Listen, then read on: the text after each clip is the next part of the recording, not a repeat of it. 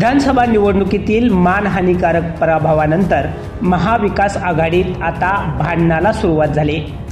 पराभवाचं विश्लेषण करताना एकमेकावर दोषारोप केले जात आहेत। सोलापूर जिल्ह्यातील पंढरपूर मंगळवेढा विधानसभा मतदारसंघातील काँग्रेसचे उमेदवार भगीरथ भालके यांच्या पराभवाला राष्ट्रवादी काँग्रेस शरदचंद्र पवार पक्षच जबाबदार आहे। त्यांनी उमेदवार दिल्यानंच भालकेंचा पराभव झालाय असा आरोप काँग्रेसच्या सोलापुरातील नेत्यांनी चिंतन बैठकीत केला आहे।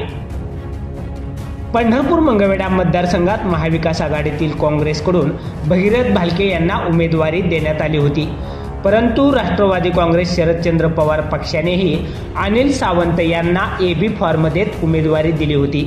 मात्र भाजपाचे समाधान आवताडे आणि काँग्रेसचे भगीरथ भालके यांच्यात जोरदार लढाई झाली। त्यात भालके यांचा आवताडे यांच्याकडून 8,430 मतांनी पराभव झाला। विधानसभा निवडणुकीतील पराभवानंतर काँग्रेसकडून अपयशाची कारणे जाणून घेतली जात आहेत। या बैठकीला माजी मुख्यमंत्री पृथ्वीराज चव्हाण, प्रदेशाध्यक्ष नाना पटोले, माजी मंत्री नसीम खान, भाई जगताप यांच्यासह काँग्रेसचे प्रदेश पातळीवरील नेते सहभागी झाले होते। पंढरपुरात आघाडीचा धर्म पाळला नाही, अनिल सावंत यांना एबी फॉर्म दिला।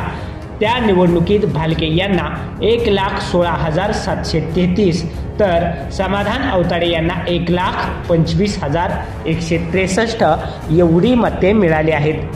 दुसरीकडे अनिल सावंत यांना 10,217 मतं मिळालीत। यात भालकेंचा अवघ्या 8,430 मतांनी पराभव झालाय।